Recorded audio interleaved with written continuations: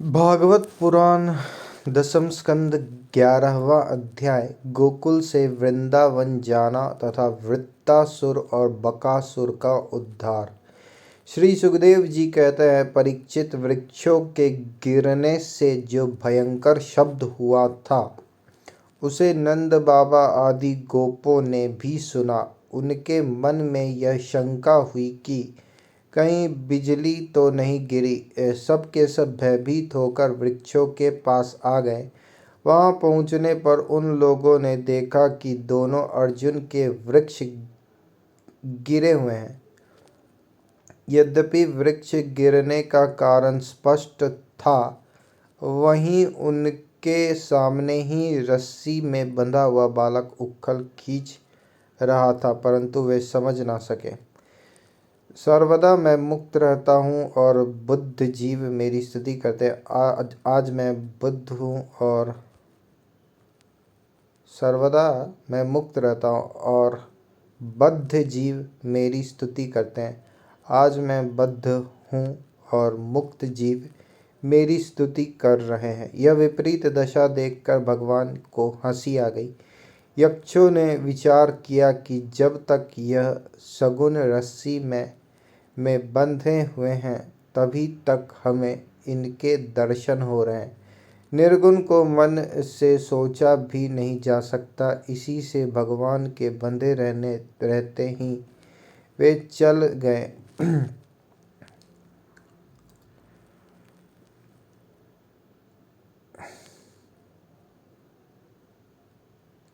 यह किसका काम है? वहां पहुंचने पर उन लोगों ने देखा कि दोनों अर्जुन के वृक्ष गिरे हुए हैं। यद्यपि वृक्ष गिरने का कारण स्पष्ट था, वहीं उनके सामने ही रस्सी में बंधे हुए बालक उखल खींच रहा था, परंतु वे समझ ना सके यह किसका काम है। ऐसी आश्चर्यजनक दुर्घटना कैसे घट गई, यह सोचकर वे कातर हो गए। उनकी बुद्धि भ्रमित हो गई। वहां कुछ बालक खेल रहे थे। उन्होंने कहा, अरे इसी कन्हैया का तो काम है। यह दोनों वृक्षों के बीच में से होकर निकल रहा था। उखल तिरछा हो जाने पर दूसरी ओर से इसने उसे खींचा और वृक्ष गिर पड़े। हमने तो इनमें से निकलते हुए दो पुरुष भी देखे हैं, परंतु गोपों ने बालकों की बात नहीं मानी। वे कहने लगे, एक नन्हा सा बच्चा इतने बड़े वृक्षों को उखाड़ डाले, यह कभी संभव नहीं है। किसी किसी के चित्त में श्री कृष्ण की पहले की लीलाओं का स्मरण करके संदेह भी हो आया। नंद बाबा ने देखा, उनका प्राणों से प्यारा बच्चा रस्सी से बंधा हुआ उखल घसीटता जा रहा है। वे हंसने लगे और जल्दी से जाकर उन्होंने रस्सी की गांठ खोल दी। नंद बाबा इसलिए हंसे कि कन्हैया कहीं यह सोचकर डर न जाए कि जब माँ ने बांध दिया तब पिता कहीं आकर पीटने न लगे।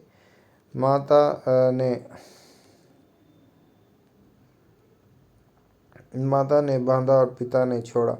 भगवान श्री कृष्ण की लीला से यह बात सिद्ध हुई कि उनके स्वरूप में बंधन और मुक्ति की कल्पना करने वाले दूसरे ही हैं। वे स्वयं न बद्ध हैं न मुक्त हैं। सर्वशक्तिमान भगवान कभी कभी गोपियों के फुसलाने से साधारण बालकों के समान नाचने लगते हैं, कभी भोले भाले अनजान बालक की तरह गाने लगते। वे उनके हाथ की कठपुतली उनके सर्वथा अधीन हो गए। कभी उनकी आज्ञा से पीढ़ा ले आते तो कभी दूसरी आदि तौलने के बटखरे उठा लाते। कभी खड़ाऊं ले आते तो कभी अपने प्रेमी भक्तों को आनंदित करने के लिए पहलवानों की भांति ताल ठोकने लगते। इस प्रकार सर्वशक्तिमान भगवान अपनी बाल लीलाओं से व्रजवासियों को आनंदित करते और संसार में जो लोग उनके रहस्य को जानने वाले हैं, उनको यह दिखलाते कि मैं अपने सेवकों के वश में हूँ। एक दिन कोई फल बेचने वाली आकर पुकार उठी, फल ले लो, फल लो फल। यह सुनते ही समस्त कर्म और उपासनाओं के फल देने वाले भगवान अच्युत फल खरीदने के लिए अपनी छोटी सी अंजलि में अनाज लेकर दौड़ पड़े। उनकी अंजलि में से अनाज तो रास्ते में ही बिखर गया, पर फल बेचने वाली ने उनके दोनों हाथ फल से भर दिए। इधर भगवान ने भी उसकी फल रखने वाली टोकरी रत्नों से भर दी।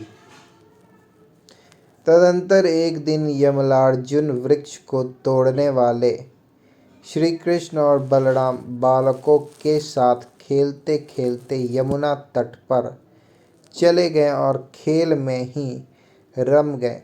तब रोहिणी देवी ने उन्हें पुकारा, ओ कृष्ण, ओ बलराम, जल्दी आओ। परंतु रोहिणी के पुकारने पर भी वे आए नहीं, क्योंकि उनका मन खेलने में लग गया था। जब बुलाने पर भी वे दोनों बालक नहीं आए, तब रोहिणी जी ने वात्सल्य स्नेहमयी यशोदा जी को भेजा। श्री कृष्ण और बलराम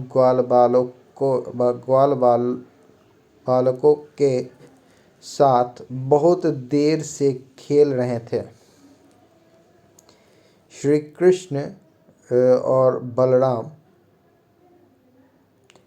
ग्वाल बालों के साथ बहुत देर से खेल रहे थे। यशोदा जी ने जाकर उन्हें पुकारा।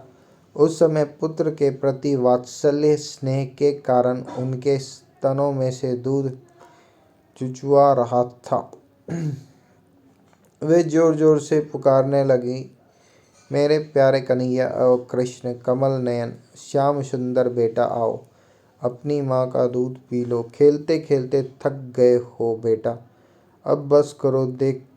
देखो तो सही, तुम भूख से दुबले हो रहे हो। मेरे प्यारे बेटा राम, तुम तो समूचे कुल को आनंद देने वाले हो।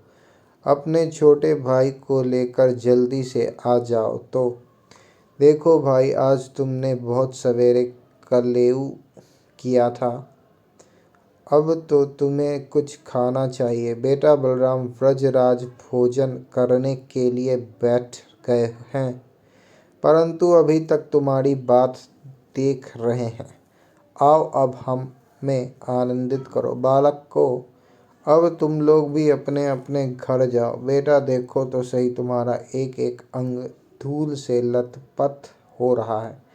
आओ जल्दी से स्नान कर लो, आज तुम्हारा जन्म नक्षत्र है। पवित्र होकर ब्राह्मणों को गोदान करो। देखो देखो, तुम्हारे साथियों को उनकी माताओं ने नहला धुलाकर मींज पोंछकर कैसे सुंदर सुंदर गहने पहना दिए हैं। अब तुम भी नहा धोकर, खा पी कर, पान ओढ़कर तब खेलना। परीक्षित माता यशोदा का संपूर्ण मन प्राण प्रेम बंधन से बंधा हुआ था। वे चराचर जगत के शिरोमणि भगवान को अपना पुत्र समझती और इस प्रकार कहकर एक हाथ से बलराम तथा दूसरे हाथ से श्री कृष्ण को पकड़कर अपने घर ले आई। इसके बाद उन्होंने पुत्र के मंगल के लिए जो कुछ करना था वह बड़े प्रेम से किया। जब नंद बाबा आदि बड़े बूढ़े गोपों ने देखा कि महावन में तो बड़े बड़े उत्पात होने लगे हैं, तब वे लोग इकट्ठे होकर अब व्रजवासियों को क्या करना चाहिए, इस विषय पर विचार करने लगे। उनमें से एक गोप का नाम था उपनंद। वे अवस्था में तो बड़े ही थे, ज्ञान में भी बड़े थे। उन्हें इस बात का पता था कि किस समय, किस स्थान पर, किस वस्तु से कैसा व्यवहार करना चाहिए। साथ ही वे यह भी जानते थे कि राम और श्याम सुखी रहें, उन पर कोई विपत्ति न आवे। उन्होंने कहा, भाइयों, अब यहाँ ऐसे बड़े बड़े उत्पात होने लगे हैं जो बच्चों के लिए तो बहुत ही अनिष्टकारी हैं। इसलिए यदि हम लोग गोकुल और गोकुलवासियों का भला चाहते हैं तो हमें यहाँ से अपना डेरा डंडा उठाकर कूच कर देना चाहिए। देखो, यह सामने बैठा हुआ नंद राय का लड़का सबसे पहले तो बच्चों के लिए काल स्वरूपिणी हत्यारी पूतना के चंगुल से किस प्रकार छूटा। इसके बाद भगवान की दूसरी कृपा यह हुई कि इसके ऊपर उतना बड़ा छकड़ा गिरते गिरते बचा। बवंडर रूपधारी दैत्य ने तो इसे आकाश में ले जाकर बड़ी भारी विपत्ति मृत्यु के मुख में ही डाल दिया था। परंतु वहां से जब वह चट्टान पर गिरा तब भी हमारे कुल के देवेश्वरों ने ही इस बालक की रक्षा की। यमलार्जुन वृक्षों के गिरने के समय उनके बीचों में आकर भी यह या और कोई बालक न मरा। इससे भी यही समझना चाहिए कि भगवान ने हमारी रक्षा की। इसलिए जब तक कोई बहुत बड़ा अनिष्टकारी अरिष्ट हमें और हमारे व्रज को नष्ट न कर दे तब तक ही हम लोग अपने बच्चे को लेकर अनुचरों के साथ यहाँ से अन्यत्र चले। वृंदावन नाम का एक वन है, उसमें छोटे छोटे और भी बहुत से नए नए हरे भरे वन हैं। वहाँ बड़ा ही पवित्र पर्वत, घास और हरी भरी लता वनस्पतियाँ हैं। हमारे पशुओं के लिए तो वह बहुत ही हितकारी है। गोप गोपी और गायों के लिए वह केवल सुविधा का ही नहीं, सेवन करने योग्य स्थान है। सो यदि तुम सब लोगों को यह बात जचती हो तो आज ही हम लोग वहाँ के लिए कूच कर दें। देर न करें, गाड़ी छकड़े जोते और पहले गायों को, जो हमारी एकमात्र संपत्ति है, वहाँ भेज दें। उपनंद की बात सुनकर सभी गोपों ने एक स्वर से कहा, बहुत ठीक, बहुत ठीक। इस विषय में किसी का भी मतभेद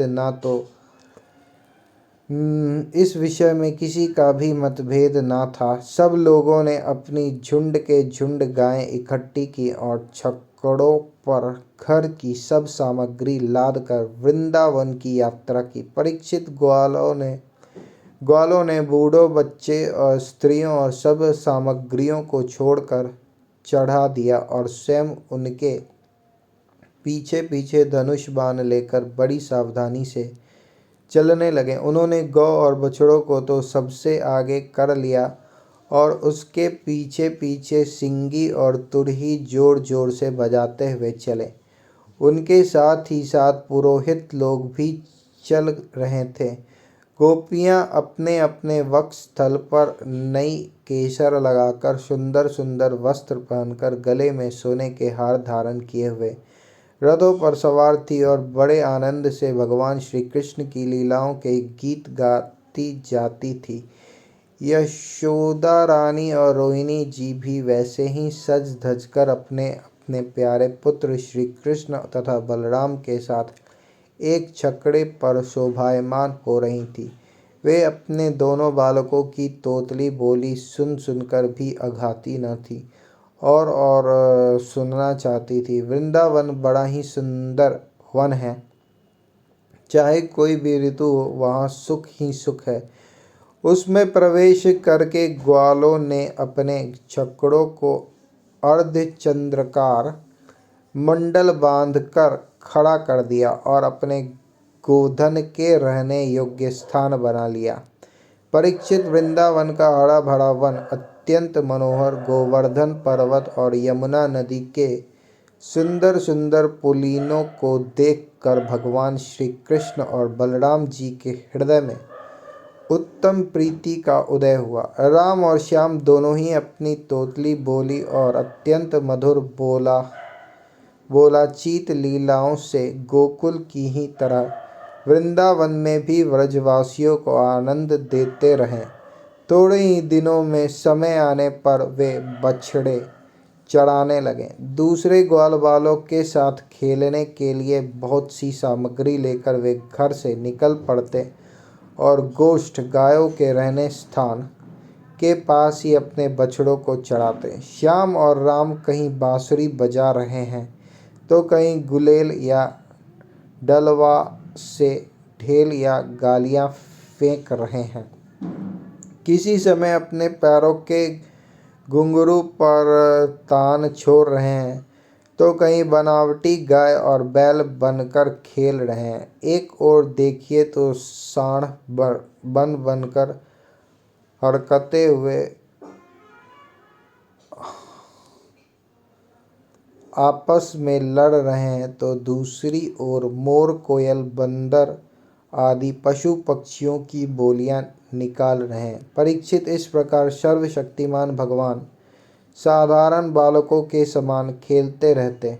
एक दिन की बात है, श्याम और बलराम अपने प्रेमी सखा ग्वाल बालों के साथ यमुना तट पर बछड़े चरा रहे थे। उसी समय उन्हें मारने की नीयत से एक दैत्य आया। भगवान ने देखा कि वह बनावटी बछड़े का रूप धारण कर बछड़ों के झुंड में मिल गया है। वे आंखों के इशारों से बलराम जी को दिखाते हुए धीरे धीरे उसके पास पहुंच गए। उस समय ऐसा जान पड़ता था मानो वे दैत्यों को तो पहचानते नहीं और उस हट्टे कट्टे सुंदर बछड़े पर मुग्ध हो गए हैं। भगवान श्री कृष्ण ने पूछने के साथ उसके दोनों पिछले पैर पकड़कर आकाश में घुमाया और मर जाने पर कैथ के वृक्षों पर पटक दिया। उसका लंबा तगड़ा दैत्य शरीर बहुत से कैथ के वृक्षों को गिराकर स्वयं भी गिर पड़ा। यह देखकर ग्वाल वालों के आश्चर्य की सीमा न रही। वे वाह वाह करके प्यारे कन्हैया की प्रशंसा करने लगे। देवता भी बड़े आनंद से फूलों की वर्षा करने लगे। परीक्षित, जो सारे लोकों के एकमात्र रक्षक हैं, वे ही श्याम और बलराम अवत्सपाल बछड़ों के चरवाहे बने हुए हैं। वे तड़के ही उठकर कवेले की सामग्री ले लेते और बछड़ों को चढ़ाते हुए एक वन से दूसरे वन में घूमा करते। एक दिन की बात है, सब ग्वालबाल अपने झुंड के झुंड बछड़ों को पानी पिलाने के लिए जलाशय के तट पर ले गए। उन्होंने पहले बछड़े को जल पिलाया और फिर स्वयं भी पी लिया। ग्वाल वालों ने देखा कि वहाँ एक बहुत बड़ा जीव बैठा हुआ है। वह ऐसा मालूम पड़ता था मानो इंद्र के वज्र से कट कर कोई पहाड़ का टुकड़ा गिरा हुआ है। ग्वाल बाल उसे देखकर डर गए। वह बक नाम का एक बड़ा भारी असुर था जो बगुले का रूप धर के वहाँ आया था। उसकी चोंच बड़ी तीखी थी और वह स्वयं बड़ा बलवान था। उसने झपट कर श्री कृष्ण को निगल लिया। जब बलराम आदि बालकों ने देखा कि वह बड़ा भारी बगुला श्री कृष्ण को निगल गया, तब उनकी वही गति हुई जो प्राण निकल जाने पर इंद्रियों की होती है। वे अचेत हो गए। परीक्षित, श्री कृष्ण लोक पितामह ब्रह्मा के भी पिता हैं। वे लीला से ही गोपाल बालक बने हुए हैं। जब वे बगुले के तालू के नीचे पहुँचे तब वे आग के समान उसका तालू जलाने लगे। अतः उस दैत्य ने श्री कृष्ण के शरीर पर बिना किसी प्रकार का घाव किए ही झटपट उन्हें उगल दिया और फिर बड़े क्रोध से अपनी कठोर चोंच से उन पर चोट करने के लिए टूट पड़ा। कंस का सखा बकासुर अभी भक्त वत्सल भगवान श्री कृष्ण पर झपट ही रहा था कि उन्होंने अपने हाथों से उसके दोनों ठोर पकड़ लिए और ग्वालबालों के देखते देखते खेल ही खेल में उसे वैसे ही चीर डाला जैसे कोई वीरन गाड़क गाढ़ंग जिसकी जड़ का खस होता है को चीर डाले। इससे देवताओं को बड़ा आनंद हुआ। सभी देवता भगवान श्री कृष्ण पर नंद नवन के बेला, चमेली आदि के फूल बरसाने लगे तथा नगाड़े, शंख आदि बजाकर एवं स्तोत्रों के द्वारा उनको प्रसन्न करने लगे। यह सब देखकर सब के सब ग्वाल बाल आश्चर्यचकित हो गए। जब बलराम आदि बालकों ने देखा कि श्री कृष्ण बगुले के मुंह से निकल कर हमारे पास आ गए हैं, तब उन्हें ऐसा आनंद हुआ मानो प्राणों के संचार से इंद्रियां सचेत और आनंदित हो गई हो। सबने भगवान को अलग अलग गले लगाया। इसके बाद अपने ही अपने बछड़े हाँक कर सब व्रज में आए और वहां उन्होंने घर के लोगों से सारी घटना कह सुनाई। परीक्षित बकासुर के वध की घटना सुनकर सब के सब गोपी गोप आश्चर्यचकित हो गए। उन्हें ऐसा जान पड़ा जैसे कन्हैया साक्षात मृत्यु के मुख से ही लौटे हों। वे बड़ी उत्सुकता, प्रेम और आदर से श्री कृष्ण को निहारने लगे। उनके नेत्रों की प्यास बढ़ती ही जाती थी। किसी प्रकार उन्हें तृप्ति न होती थी। वे आपस में कहने लगे, हाय हाय, यह कितने आश्चर्य की बात है। इस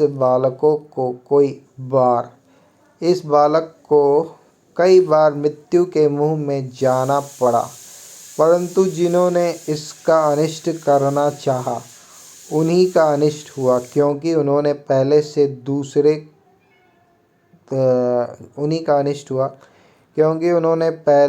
दूसरों का अनिष्ट किया था। यह सब होने पर भी वे भयंकर असुर इसका कुछ भी नहीं बिगाड़ पाते। आते हैं इससे मार डालने की नीयत से, किंतु आग पर गिरकर पतंगों की तरह उल्टे स्वयं स्वाहा हो जाते हैं। सच है, ब्रह्मवेत्ता महात्माओं के वचन कभी झूठ नहीं होते। देखो ना, महात्मा गर्गाचार्य ने जितनी बातें कही थी, सब की सब 16 आने ठीक उत्तर रही है। नंद बाबा आदि गोपगण इसी प्रकार बड़े आनंद से अपने श्याम और राम की बातें किया करते।